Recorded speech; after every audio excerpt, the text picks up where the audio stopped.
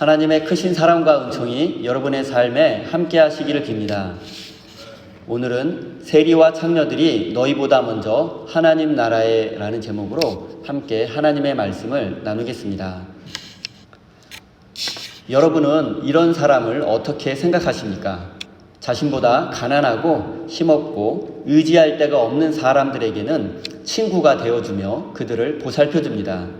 하지만 힘과 권력을 가진 사람이 힘없는 사람에게 횡포를 부리며 갑질을 일삼게 되면 그 모습을 보고 참지 못하고 함께 대항해서 싸워주는 사람, 여러분 이런 사람을 어떻게 생각하십니까?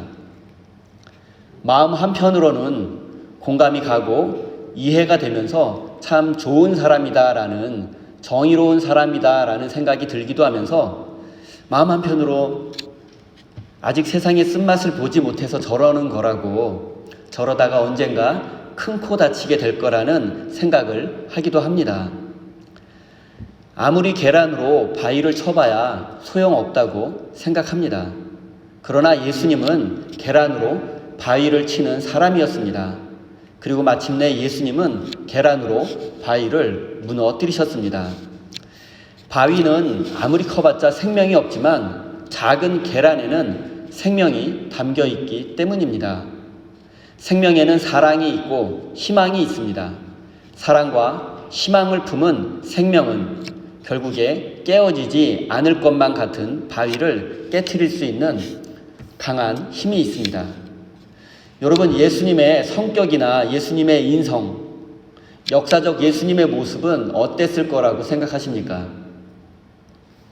예수님은 가난하고 힘없는 백성들, 그리고 죄와 죽음의 공포 속에서 두려움에 떨고 있는 사람들에게는 위로와 용기를 주시며 그들에게 친구가 되어 주셨습니다. 하지만 돈과 권력을 앞세워 사람들을 위해 군림하며 억압하고 차별하는 사람들에게는 맞서 싸우시며 그들에게 심판과 멸망을 예언하셨습니다. 그리고 예수님은 결국 이런 성격과 이런 행동 때문에 권력자들에 의해 체포되었고 십자가에서 죽음을 당하게 되었습니다. 그리고 오늘 본문 말씀에는 예수님께서 대제사장과 장로들과 충돌하신 내용이 기록되어 있습니다. 23절입니다. 예수께서 성전에 들어가 가르치실세 대제사장들과 백성의 장로들이 나와 이르되 내가 무슨 권위로 이런 일을 하느냐, 또 누가 이 권위를 주었느냐. 이 사건은 예수님께서 예루살렘에 입성하시고 십자가에 못 박혀 돌아가시기 정확히 3일 전에 있었던 사건입니다. 예수님께서 예루살렘 성전을 방문하셨는데 성전 뜰에서 장사꾼들이 장사를 하고 있었습니다. 성전 뜰에는 각종 장사꾼들로 넘쳐났습니다. 마치 시장을 보는 듯 했습니다. 그리고 유대인 성인 남자는 1년에 한 번 이상 예루살렘 성전에 반드시 방문해서 예배를 드려야만 하는 의무가 있었습니다. 예수님 당시에 이스라엘 사람들은 이스라엘 본토를 떠나서 해외에 사는 사람들이 많이 있었습니다. 보통 이들을 디아스포라 유대인이라고 부릅니다. 이들은 주로 이집트의 알렉산드리아나 다마스커스, 시리아 안디옥 등에서 생활했습니다. 이렇게 해외에서 살고 있는 유대인들이 예루살렘 성전에 방문해서 제사를 드리려고 하면 반드시 비둘기나 양 또는 염소를 성전 뜰에서 장사꾼들에게 사야만 했습니다. 왜냐하면 그 먼 해외에서, 타지에서 제물로 사용할 짐승을 가져올 수도 없고, 가져온다 할지라도 제사장이 멀쩡한 짐승도 흠이 있다고 트집을 잡으며 제물로 인정해 주지 않는 경우가 흔했기 때문입니다. 그렇기 때문에 성전 뜰에서 제물로 사용할 짐승을 살 수밖에 없었습니다.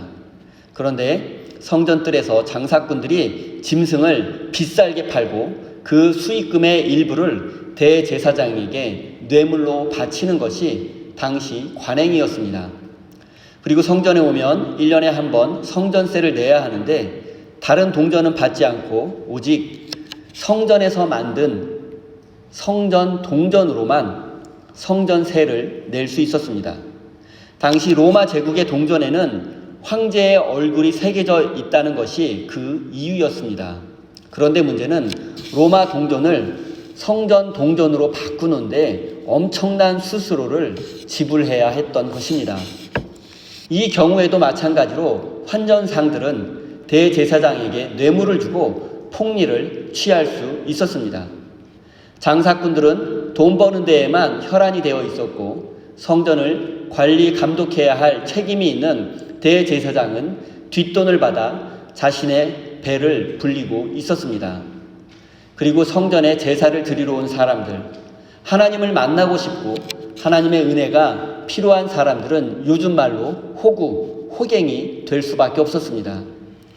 이 모든 상황을 지켜보신 예수님은 장사꾼들과 환전상들의 상을 뒤집어 엎으시며 너희가 기도하는 집을 강도의 소굴로 만들었다며 분노하셨습니다.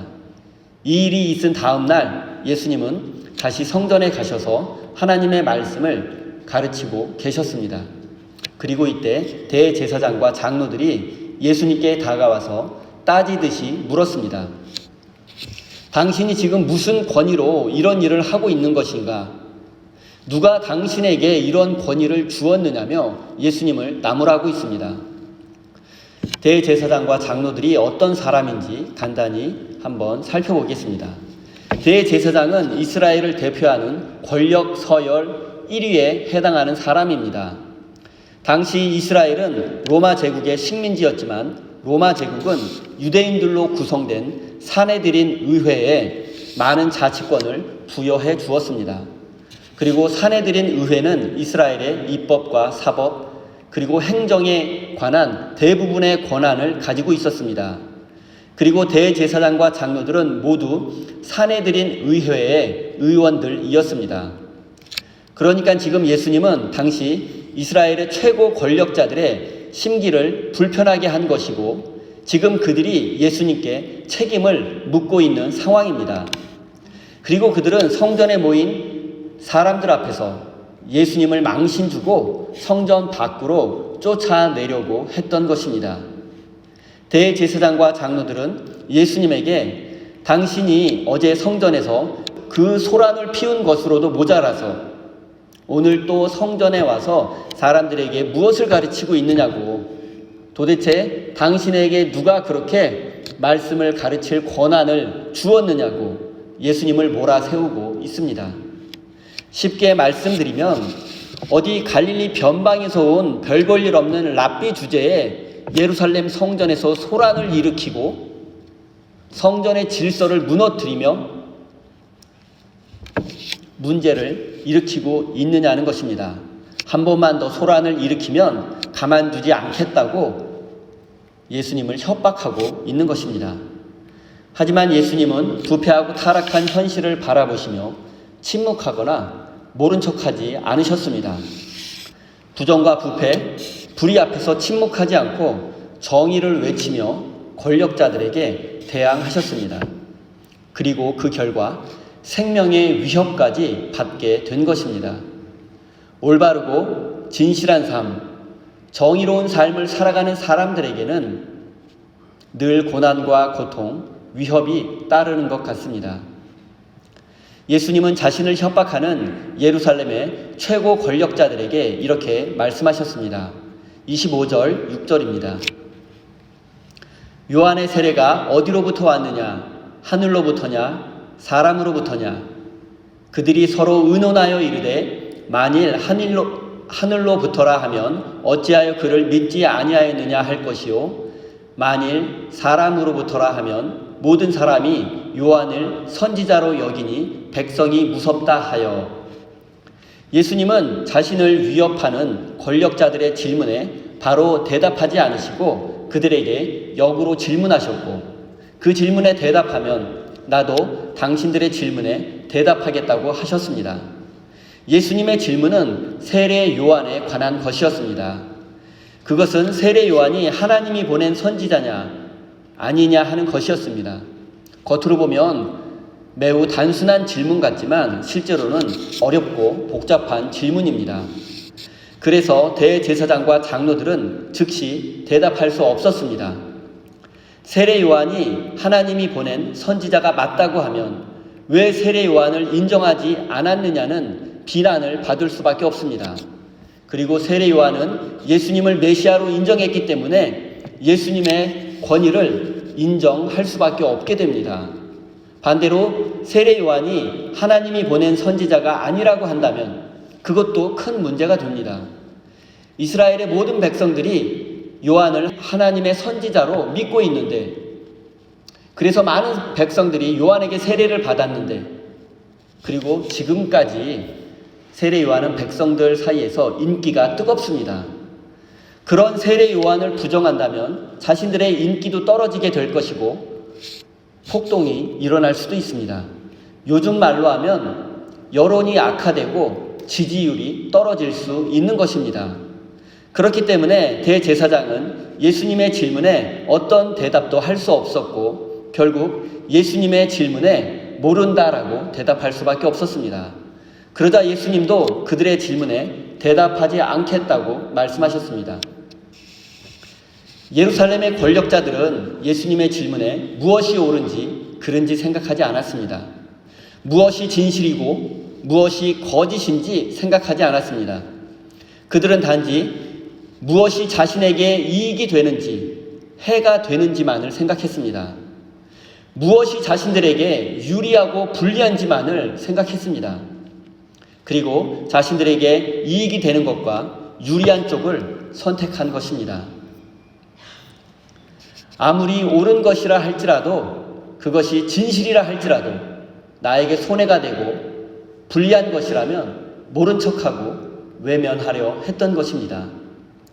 이런 생각을 가지고 있는 자들이 이스라엘의 입법과 사법 그리고 행정 권한을 모두 가진 사내들인 의회의 의원들이었습니다.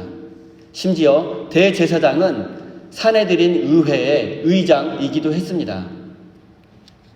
이들에게는 큰 권한이 있었던 것처럼 마찬가지로 큰 책임도 있었지만 그들은 자신들의 권력을 계속 누리기만을 원했고 아무런 책임도 지지 않으려고 했습니다. 이들은 누구보다도 진실하고 정의로운 사람이 되어야만 했지만 그들은 반대로 가장 이기적이며 가장 불의하고 가장 타락한 사람이 되고 말았습니다. 그리고 그들은 자신들의 권위와 이익을 지키기 위해서 사내들인 의회를 열고 결국 예수님에게 사형을 언도하고 말았습니다. 이스라엘의 최고 지도자들이며 사내들인 의회의 의원들이었던 대제사장과 장로들은 세상의 부와 권력의 눈이 멀어 하나님이 보내신 세례자 요한을 알지 못했고 심지어 하나님께서 보내신 메시아 예수님에게는 십자가 처형이라는 판결을 언도하기까지 했습니다. 그들이 정말로 지켜야 할 것은 부와 권력이 아니라 진실과 정의였습니다. 하지만 그들은 부와 권력의 눈이 멀어 진실과 정의를 외면하고 말았습니다. 사랑하는 성도 여러분, 대제사장과 장로들은 부와 권력의 눈이 멀어 결국 그리스도이신 예수님에게 십자가 사형을 언도하고 말았습니다. 부와 권력을 인생의 목적으로 삼고 살아가는 사람은 결국 예수님을 다시 십자가에 못 박는 사람이 될 것입니다. 믿음의 눈으로 하늘의 영광을 바라보고 정의와 진실을 지키며 하나님의 뜻을 이루어가는 진실한 사람이 되시기를 바랍니다. 28절, 30절입니다. 28절 중간부터 읽겠습니다.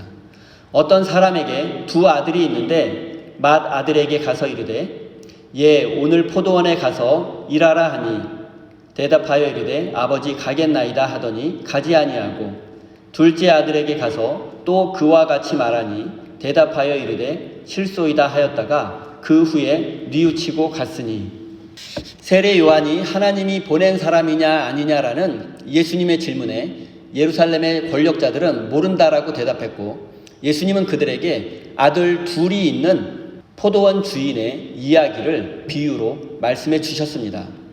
포도원은 하나님 나라를 상징하고 포도원 주인은 하나님을 상징하는 것입니다. 포도원 주인에게 아들이 둘이 있었습니다. 하루는 큰 아들에게 포도원에 가서 일을 좀 하라고 했습니다. 그런데 큰 아들은 싫다고 했다가 나중에 뉘우치고 포도원에 가서 일을 했습니다. 포도원 주인은 작은 아들에게도 마찬가지로 포도원에 가서 일을 하라고 말했습니다. 작은 아들은 예, 알겠습니다 라고 대답했지만 결국 일하러 가지 않았습니다. 여러분, 제가 잠시 설명해 드릴 게 있습니다. 우리가 현재 사용하고 있는 개역 개정 성경에는 큰 아들이 예라고 대답하고 일을 하러 가지 않은 나쁜 아들로 기록되어 있고, 작은 아들이 가지 않겠다고 대답했다가 뉘우치고 일하러 간 착한 아들로 기록되어 있습니다. 하지만 실제로는 그 반대입니다. 대부분 성경 사본에는 큰 아들이 착한 아들, 그리고 작은 아들이 나쁜 아들로 기록되어 있는데, 우리가 사용하고 있는 개역 개정 성경은 잘못된 성경 사본을 번역해서 큰 아들과 작은 아들을 반대로 기록하고 있습니다. 우리가 사용하고 있는 한글 성경 중에 새번역과 공동 번역 성경은 잘못된 부분을 바로잡고 큰 아들을 착한 아들로, 그리고 작은 아들을 나쁜 아들로 올바로 번역했습니다. 저도 올바른 번역을 따라 큰 아들을 착한 아들로, 작은 아들을 나쁜 아들로 한 번역을 따라서 말씀을 나누도록 하겠습니다. 31절입니다. 그 둘 중에 누가 아버지의 뜻대로 하였느냐? 이르되 둘째 아들이니이다. 예수께서 그들에게 이르시되 내가 진실로 너희에게 이르노니 세리와 창녀들이 너희보다 먼저 하나님 나라에 들어가리라. 여러분, 누가 아버지의 뜻대로 행한 착한 아들입니까? 처음에 포도원에 가지 않겠다고 대답했다가 나중에 뉘우치고 일을 한 큰 아들입니다. 작은 아들은 포도원에 일하러 가겠다고 말했지만 결국 일하러 가지 않았습니다. 포도원에 일을 하러 가지 않은 작은 아들은 예루살렘의 권력자들, 대제사장과 장로들을 의미합니다. 그리고 결국 포도원에 일을 하러 간 큰 아들은 세리와 창녀들을 의미합니다. 그리고 예수님께서 대제사장과 장로들을 향해서 너희보다 세리와 창녀들이 먼저 하나님의 나라에 가게 될 것이라고 말씀하신 것입니다. 여러분, 이 이야기를 들은 대제사장과 장로들은 기가 막히고 또 분노했을 것입니다. 그들은 스스로 이 세상 그 누구보다 더 거룩하다고 생각하고 있는데, 예수님은 그들이 세리와 창녀보다 더 악한 사람이라고 말을 했기 때문입니다. 세리는 당시의 사기꾼과 매국노의 대명사였으며, 창녀는 당시 사회에서 가장 천한 사람의 대명사였습니다. 대제사장과 장로들, 그리고 그 자리에 있던 사람들은 예수님이 이번에는 좀 지나치다고 생각했을 것입니다. 예수님의 입장에서 한번 생각해 보겠습니다. 당시 사람들은 권력을 가진 사람, 부유한 사람, 성공한 사람들을 하나님의 은혜와 축복을 받은 사람이라고 생각했습니다. 그리고 반대로 세리와 창녀 같은 사람들은 도저히 어울릴 수 없는 죄인 중에 죄인이라고 생각했습니다. 이것이 당시 사람들의 일반적인 생각이었습니다. 그런데 예수님은 이런 기준으로 사람을 평가하지 않았습니다. 오히려 정반대의 평가를 하셨습니다. 하나님의 사랑과 은혜를 풍성히 받은 대제사장과 장로들보다 당시 사회에서 따돌림 받으며 죄인 취급받았던 세리와 가장 천한 창녀가 하나님 나라에 먼저 가게 될 것이라고 말씀하신 것입니다. 여러분, 예수님의 이 말씀을 오해하지는 마십시오. 예수님께서 세리와 창녀의 행동이 의롭고 거룩하다는 의미로 말씀하신 것이 아닙니다. 세리와 창녀의 행동은 분명히 잘못되었고 우리는 그들을 따라서 살아서도 안 됩니다. 예수님의 이 말씀에서 중요한 것은 판단의 기준입니다. 당시 사람들은 성공했느냐 실패했느냐, 부자냐 가난하냐가 사람을 판단하는 기준이었습니다. 하지만 예수님의 판단 기준은 달랐습니다. 하나님의 관점에서 사람을 바라보고 평가하면 모든 사람이 비슷합니다. 큰 차이가 없습니다. 제사장과 창녀를 한번 비교해 보겠습니다. 하나님이 보시기에 제사장도 창녀도 모두 하나님의 피조물인 한 사람에 지나지 않습니다. 세상의 관점으로 보면 제사장이 조금 더 착하고 의롭다고 생각할 수 있습니다. 그러나 그의 영혼은 창녀보다 더 타락했을 수도 있습니다. 창녀를 세상의 관점으로 보면 천한 사람이라고 생각할 수 있지만 그녀의 영혼은 반대로 누구보다 맑고 깨끗할 수 있습니다. 결국 하나님의 관점으로 보면 제사장도 완전하지 못하고 창녀 역시 완전하지 못합니다. 하나님께서 보시기에는 모두가 불완전한 죄인에 지나지 않습니다. 당시 사람들은 세속적인 잣대를 가지고 제사장과 창녀를 판단했습니다. 하지만 예수님께서 보시기에 두 부류의 사람들 사이에는 근본적인 차이가 없었습니다.